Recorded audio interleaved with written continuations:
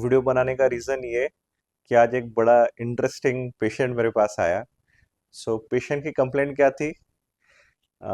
Sir मैं everyday brush करता हूँ, मैं ओरल हाइजीन बहुत अच्छे से मेंटेन करता हूँ, फिर भी मेरे मुंह से बैड स्मेल आती है और उसके कारण मैं मेरी गर्लफ्रेंड को किस करने के लिए डरता हूँ। सो बहुत यंगस्टर्स, बहुत लोगों को ये तकलीफ होती है, प्रोफेशनल को ये तकलीफ होती है कि मैं किसी के पास में जाके बात नहीं कर सकता, ऑफिस में पास में जाके बात नहीं कर सकता, कोई सामने रहेगा तो मैं उसके साथ कम्युनिकेट कॉन्फिडेंटली नहीं कर सकता क्योंकि मेरे मुंह से बैड स्मेल आती है। So what is bad breath exactly? जब भी आप बात कर रहे हो तो मुंह से स्मेल आपके आ रही है, जो गंदी स्मेल आपकी आती है, वो वो चीज को हम लोग बैड ब्रेथ बोलते हैं। अब बैड ब्रेथ के बहुत सारे रीजन हो सकते हैं। अगर आप ब्रश कर रहे हो तो भी आपकी बैड ब्रेथ हो सकती है। तो रीजंस कि बैड ब्रेथ होने के रीजंस क्या होते हैं, यहाँ पे बहुत सारे रीजंस होते हैं। फर्स्ट रीजन जो होता है वो ओरल रीजन होता है, सेकंड सिस्टमिक रीजन होता है, थर्ड लाइफस्टाइल रीजन होता है। ये तीन मेन कैटेगरीज में बैड ब्रेथ को हम लोग डिवाइड करते हैं। ब्रशिंग नहीं करने से क्या होता है? ब्रशिंग इम्प्रॉपर करने से बहुत सारे पेशेंट्स रहते हैं कि हम लोग आयुर्वेदा फॉलो करते हैं, हम लोग उंगली से ब्रश करते हैं। जब हम लोग उंगली से ब्रश करते हैं तो इंट्राडेंटली ब्रशिंग नहीं हो पाती बहुत अच्छे से, अंदर के साइड से ब्रशिंग नहीं हो पाती, तो वहां पे क्या होता है? प्लाक जमा हो जाता है, जो कैलकुलस जमा होता है। अगर लोग ब्रशिंग अच्छे से नहीं करते तो वो पेशेंट को भी यही प्रॉब्लम आती है, प्लाक एंड कैलकुलस जमा होता है। जो प्लाक एंड कैलकुलस जो रहता है वो माइक्रो ऑर्गेनिजम्स का एक घर रहता है, and these microbes from your oral environment जो वहां पे पल रहे बढ़ रहे, वो माइक्रो ऑर्गेनिजम्स का बाय प्रोडक्ट क्या रहता है? अमोनिया, सल्फर, ये सारी चीजें वो मुंह में जो होता है वो खा के बाकी सारी चीजें ये प्रोड्यूस करते हैं, उसके कारण आपके मुंह में बैड स्मेल आती है। सेम स्मेल आप फील करते हो मॉर्निंग में उठने के बाद, आप ब्रश नहीं करते तो आपके मुंह से इसलिए आती है क्योंकि आपके मुंह में वो बैक्टीरिया की एक्टिविटी बहुत ज्यादा बढ़ी होती है, उसके कारण आपके मुंह से बैड स्मेल आती है। जैसे आप ब्रश करोगे, माइक्रोवेव को न्यूट्रलाइज करोगे, वो एक्टिविटी कम हो जाएगी। नाउ अगर आप ब्रश करने के बाद भी आपके मुंह से स्मेल आ रही है, then you have to look for other factors, like आपके मुंह में कैलकुलस है तो नहीं। कैलकुलस क्या होता है? कैलकुलस एक स्ट्रॉन्ग व्हाइट कलर का कैल्शियम का ये होता है, कैल्शियम का एक खड़े जैसे होते हैं, वो इंटरडेंटली दांत के ऊपर चिपके होते हैं। कैल्शियम का एक थर होता है, लेयर होता है, जो दांत के ऊपर चिपका होता है। जो कैल्शियम का लेयर होता है जिसको कैलकुलस बोलते हैं, वो भी एक माइक्रोऑर्गेनिज्म का बहुत बड़ा घर होता है, और आप ब्रशिंग भी कर लोगे तो उसमें से माइक्रोब नहीं निकाल सकते, वो पोरस रहता है और अंदर अंदर अंदर अंदर बहुत सारे माइक्रोऑर्गेनिज्म रहते हैं, तो आप उसमें से माइक्रोब निकाल नहीं सकते। तो वो स्मेल इमिट करता है। तो वो खास करके क्या होता है, आपको मिरर में देखना है, अगर वो देखने का तरीका आपको ध्यान में आना है तो मिरर में आप नीचे से देखोगे तो अंदर के साइड में आपको सफेद सफेद एक जमावड़ा जमा दिखेगा। दैट मीन्स वो कैलकुलस रहेगा, तो 100% वो आपको डेंटिस्ट के पास निकालना पड़ेगा। आप ब्रश से कितना भी ट्राई करोगे, कैलकुलस नहीं निकलेगा, आपको डेंटिस्ट के पास जाके निकालना पड़ेगा। तीसरा चीज रहता है पेरियोडोंटल पॉकेट। ये सारे हम लोग जो बोल रहे हैं वो ओरल रीजंस है, ठीक है। इसके बाद जो रहता है पेरियोडोंटल पॉकेट, तो पायरिया करके एक डिसीज रहता है जिसमें से गम्स से आपके पस या ब्लीडिंग निकलता है। तो ये जो होता है इसकी वजह से पेरियोडोंटल पॉकेट होते हैं, और वो पॉकेट्स के अंदर क्या रहता है? माइक्रो ऑर्गेनिजम्स आपका भरा पड़ा होता है। वो माइक्रो ऑर्गेनिजम्स की वजह से आपको पस या ब्लीडिंग दांत से आती है, और वो भी आपका एक रीजन होता है। माइक्रो ऑर्गेनिज्म जहां जहां पे रहेगा वो आपको बैड ओडर देगा। अब ये सब कुछ करने के बाद एक बहुत इंपॉर्टेंट चीज रह जाती है, केरियस टूथ। जो भी दांत को कीड़ा लगा है, अगर आपके दांत को कीड़ा लगा है, तो अगर दांत को कीड़ा लगा है तो वो भी आपका माइक्रोऑर्गेनिज्म का एक घर होता है, वो भी उसका एक ठिकाना होता है जहां पे माइक्रोऑर्गेनिज्म बहुत सारे कॉन्सेंट्रेशन में रहते हैं, और वहां से स्मेल आती है। जो काला काला सड़ा हुआ दांत रहता है वो मुंह में रखना ही नहीं। अगर आपका दांत काला सड़ा होता है, अगर उसको आप रिपेयर कर सकते हो, रूट कनाल कर सकते हो, तो आप रूट कनाल करो। बट अगर आप रूट कनाल नहीं कर सकते उस चीज की, तो उसको निकाल दो, क्योंकि वो बाकी दांत को सड़ाएगा, ओरल प्रॉब्लम करेगा, मुंह में हमेशा वो माइक्रोबियल एनवायरमेंट पैदा करते रहेगा। एंड एक बहुत इंपॉर्टेंट चीज, जितने भी ओरल कैंसर है, जो पेशेंट कभी दारू तंबाकू सिगरेट नहीं पीते फिर भी उनको ओरल कैंसर हो रहा है, उसमें से 90% लोगों को ओरल कैंसर होने का रीजन यही है कि सड़ा हुआ दांत उन्होंने निकाला नहीं, मुंह में रखा, उसके कारण उनको ओरल कैंसर होता है। तो ध्यान में रखना, सड़ा हुआ दांत मुंह में कभी नहीं रखना। तो ये तीन चार रीजंस होते हैं।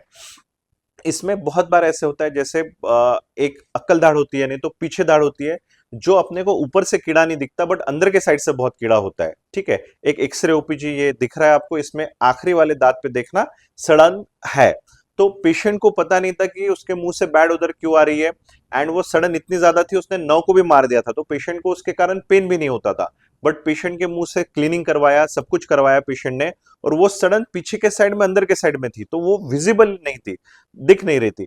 तो हमारे पास इन हाउस, मतलब ये रिचार्ज कॉस्मेडेंट में हमारे क्लिनिक में इन हाउस ओपीजी मशीन है, जिसमें क्या होता है फुल माउथ का एक्सरे निकलता है। तो फुल माउथ के एक्सरे में क्या होता है कि सारा चीज जो रहती है कॉर्नर कॉर्नर में भी रहेगी, वो एक ही शॉट में आपको दिखेगी, सबसे कम रेडिएशन आप एक्सपोज होंगे। तो हम लोग वो देख के करके हमको वो दिखाई दिया कि पेशेंट के यहाँ पे वो दांत निकला, पेशेंट की प्रॉब्लम 100% सॉल्व हो गई। तो ये एक रीजन होता है केरियस, जिसमें आपका पेशेंट को मुंह में स्मेल आता है। तो ये सारे हो जाते हैं ओरल रीजंस। अब ओरल रीजंस खत्म होने के बाद सेकंड रीजंस होते हैं सिस्टेमिक रीजंस। सिस्टेमिक रीजंस मतलब आपको लिवर सिरोसिस है, किडनी की प्रॉब्लम है, किडनी से प्रॉपर यूरिया क्रिएटिनिन आपका जा नहीं रहा, आपका यूरिया क्रिएटिनिन इलेवेटेड है, तो भी आपके मुंह से बैड ओडर आ सकती है। तीसरा चीज आपको लंग डिसीजेज है, उससे आपको बैड ब्रेथ आ सकती है। फोर्थ चीज, अगर आपको डायबिटीज है और डायबिटीज आपका बढ़ा हुआ है, तो कीटो एसिडोसिस, डायबिटीज में क्या होता है आपको कीटो एसिडोसिस होता है, वो कीटो एसिडोसिस की वजह से आपके मुंह में बैड ब्रेथ आ सकती है। चौथा चीज एसिड रिफ्लेक्स, ये बहुत बहुत इंपॉर्टेंट रीजंस है, जिनको बहुत ज्यादा एसिडिटी होती है और एसिडिटी की डकारें आती है, तो वो गले तक एसिडिटी की डकारें जो आती है उसकी वजह से मुंह से बैड स्मेल आती है। और ये जो सिस्टमिक स्मेल होती है ये मुंह से नहीं होती, ये सांस में भी होती है। मतलब बहुत बार पेशेंट बोलता है मैं ब्रश करूं मुंह बंद रखूंगा मैं सांस भी लूंगा ना, तो नाक से भी जो स्मेल आएगी वो बैड स्मेल आएगी, उसमें भी वो गंदी स्मेल रहेगी। तो ये जो गंदी स्मेल है, ये आप कैसे डिफरेंशिएट कर सकते हो ओरल ओरल डिसऑर्डर को एंड सिस्टमिक डिसऑर्डर को? तो आपके अगर नाक से मुंह बंद करने के बाद नाक से भी आप सांस लेने पे वो नाक के सांस से अगर सामने वाले को स्मेल आ रही, तो वो सिस्टमिक रीजन की वजह से। तो ये how to look for the systemic reason. So ये सारे सिस्टमिक रीजन है। डिटेल में अभी किसी को भी अगर कोई भी क्वेरी है तो आप मुझे व्हाट्सएप पे पूछ सकते हो, don't call me, only WhatsApp में, I will answer everything, that is not an issue. Number नीचे दिया हुआ है डिस्क्रिप्शन में, आप वहां पे पूछ सकते हो। उसके बाद और एक चीज होती है लाइफस्टाइल। लाइफस्टाइल में क्या आता है, आपका ड्रिंकिंग आता है, आपके फूड हैबिट्स आते हैं, जैसे आप बहुत ज्यादा मीट खाते हो तो आपका यूरिया क्रिएटिनिन बढ़ा होता है, उसके कारण आपके मुंह से बैड स्मेल आ सकती है। बहुत कोई जिम जा रहा है तो उनमें मसल जो है, मसल ब्रेकडाउन बहुत ज्यादा होता है, मसल ब्रेकडाउन की वजह से बॉडी में बैड स्मेल आने के चांसेस रहते हैं। तो ये हो गया। फिर आप ड्रिंकिंग कर रहे हो, अल्कोहल कर रहे हो, आप बहुत सारी चीजें ऐसी खा रहे हो जो आपको खानी नहीं चाहिए, जैसे मीट बहुत ज्यादा खा रहे हो, उसके साथ अल्कोहल ड्रिंकिंग कर रहे हो, आपको एसिडिटी हो रही है, खट्टा खा रहे हो, नींबू खा रहे हो, तो उसकी वजह से भी आपको लाइफस्टाइल रीजन की वजह से आप रात को देर में, आप मॉर्निंग में ब्रश नहीं कर रहे हो, रात में ब्रश कर रहे हो, टाइमली नहीं कर रहे हो आपका, तो ये लाइफस्टाइल रीजन है, इसकी वजह से आपके मुंह से बैड स्मेल आती है। बट ये कंट्रोलेबल है, आप लाइफस्टाइल चेंज करोगे ये कंट्रोल हो जाएगी। तो ये सारी 3 मेजर कैटेगरीज है जिसमें आपके आपकी बैड उधर आ सकती है। Now we will turn to a topic where we know how to prevent bad odor on personal, मतलब आप आपके पर्सनल क्या चेंजेस कर सकते हो जिससे आपकी बैड ओडर चेंज होगी, ये प्रॉब्लम आपकी सेटल होगी। सबसे पहले brushing habit, proper brushing habit के वीडियो यूट्यूब पे देख लो, कहीं पे भी देख लो, एंड प्रॉपर ब्रशिंग कैसे करती है वो देख लो। ब्रशिंग के लिए सॉफ्ट ब्रश आपको यूज करना है, ये आपको करना है। Second, mouth wash, mouth wash आपको करना है, लेकिन एक ध्यान में रखना, माउथ वॉश आपको कभी भी महीने में 6 दिन से ज्यादा नहीं करना, 6 से 7 दिन ही माउथ वॉश करना है। अगर आप कंटिन्यूस माउथ वॉश कर रहे हो तो आपको 1 महीने के बाद आपको 2 महीने का माउथ वॉश में रेस्ट देना जरूरी है। तो ध्यान रखना, माउथ वॉश में सबसे अच्छे माउथ वॉश, अगर आपको सबसे अच्छे माउथ वॉश चाहिए बैड बैड ओरल हेल्थ के लिए या हेलिटोसिस के लिए, जिससे मुंह से सांस में लाना बोलते हैं, उसके लिए अगर आपको चाहिए तो वो है Listerine first and chlorhexidine. First preference is Listerine, second preference is chlorhexidine. तो ये ध्यान में रखना, this is dentist professional suggestion, okay. So ये दोनों माउथ वॉश आप कर सकते हो। तीसरा, सॉल्ट वाटर गार्गल्स, सबसे बेस्ट तरीका है। आप जब भी खाना खाओ आप सॉल्ट वाटर गार्गल करो, दिन में 3-4 बार पानी की बोतल रखो, 3-4 बार सॉल्ट वाटर गार्गल करो। ये सबसे बेस्ट तरीका है, नेचुरल तरीका है, प्रूवन तरीका है, इसको कोई दूसरा ऑप्शन नहीं रिप्लेस कर सकता। दिन में जितनी बार आप गार्गल कर सकते हो, जब भी पानी पियो गार्गल करके पानी अंदर गिटक लो, सादे पानी से कर रहे हो लेकिन गार्गलिंग इज मस्ट, ये करो। इसके बाद आप आपके अल्कोहल की हैबिट, इसके बाद लाइफस्टाइल चेंजेस में आपको पता है आपकी हैबिट्स चेंज करनी पड़ेगी।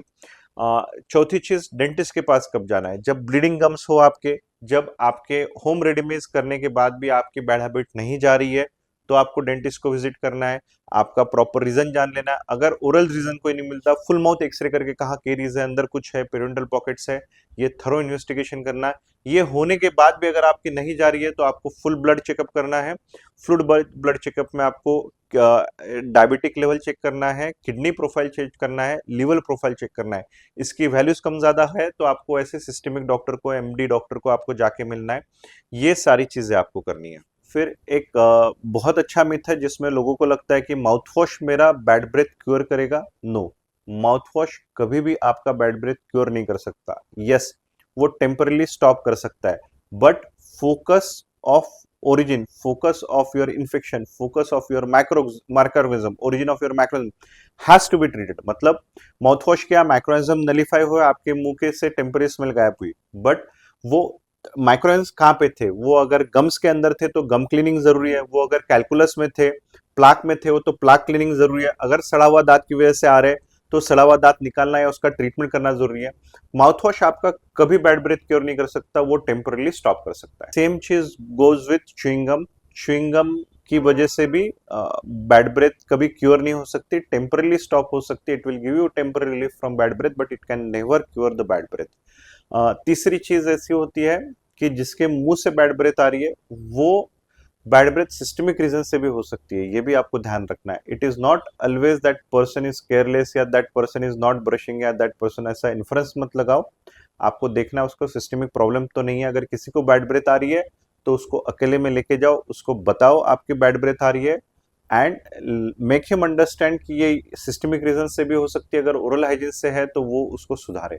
सो ये आपका काम बनता है। बहुत सारे लोग बताने के लिए डरते, तो कभी ऐसा मत करो, उसको प्राइवेट स्पेस में लेके जाओ, प्राइवेट स्पेस में ले जाके उसको वो प्रॉब्लम की रियलाइजेशन करके दो, ठीक है? That is your responsibility. So bad breath के बारे में ये डिटेल में बोला है, फिर भी कभी किसी को कोई कंफ्यूजन है, मेरा व्हाट्सएप नंबर नीचे दिया है, please don't call on that number, only WhatsApp message में whatever reply I can do, I will do the reply. मैं सारी चीजें एक्सप्लेन भी करूंगा। वैसे ये वीडियो में सब कुछ दिया हुआ है, डोंट वरी, ठीक है? फिर भी किसी को आना है, कुछ चेकअप के लिए आना है, कुछ भी बताना है, बात करनी है, कंसल्टेशन चाहिए, they can contact me, they can come to my clinic. Thank you. We'll meet you in next video where I'll focus more on these other issues of oral hygiene. Oral hygiene के कोई भी issue implant related के लिए ये channel को follow करो, subscribe करो। Thank you.